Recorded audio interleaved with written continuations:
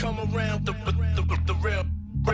real rock you in your face. Come around the real rock you in your face. Salut à tous, c'est Julien Ponce, bienvenue dans ce tuto dédié à l'étalonnage dans Lightroom. On va en particulier parler de la lumière et de la couleur. On va voir comment analyser une image, notamment en utilisant l'outil principal qui est fourni avec Lightroom et dans tout le logiciel d'infographie. Je veux bien entendu parler de l'histogramme.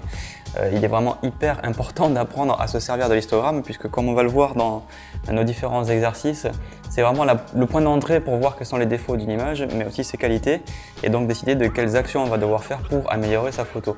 On verra aussi qu'il y a une grosse part de contexte et de subjectivité là-dedans, donc il n'y a pas une grande recette de cuisine, comme je le dis plusieurs fois dans mes vidéos. J'aime bien cette formule, il n'y a pas une recette qui dit que votre photo va marcher à tous les coups.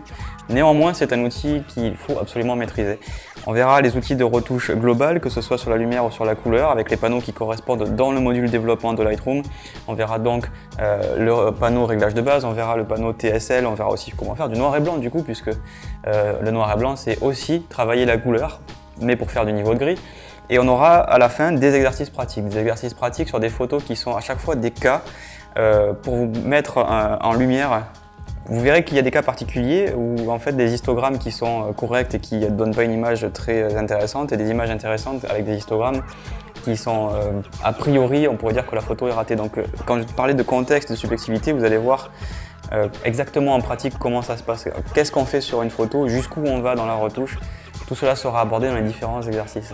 On verra aussi des astuces, des raccourcis clavier, des astuces de workflow, des méthodes pour retoucher ces photos qui sont issues de mon expérience. Et puis évidemment, on apprendra à exporter ces images forcément, puisqu'une fois qu'on a fini son travail, on a forcément envie de les voir pour les publier. Donc c'est un programme qui est assez complet. On aura aussi une annexe qui est dédiée à tout ce qui est notion théorique sur la couleur, où je vais expliquer le RVB, je vais expliquer le CMJN, je vais expliquer le lab.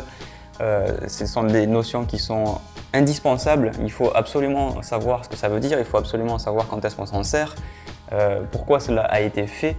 Et donc je les ai mis en annexe. Si vous les connaissez déjà, ça peut valoir le coup de faire une petite révision. Si vous ne les connaissez pas, il faut commencer par là. C'est pas vraiment de la pratique dans Lightroom. D'ailleurs, on utilisera même Photoshop pour cette vidéo pour pouvoir avoir le sélecteur de couleurs. Mais c'est vraiment en gros les bases de la couleur dans l'infographie en général. Donc c'est pas que du Lightroom, mais vous allez vous en servir dans Lightroom, dans Photoshop et partout en infographie et aussi même sur votre appareil photo, puisqu'il y a des choses qui seront reprises sur les boîtiers d'appareils photo. Donc c'est vraiment hyper important de regarder cette annexe dédiée à la couleur. Je vous dis à tout de suite et bon tuto.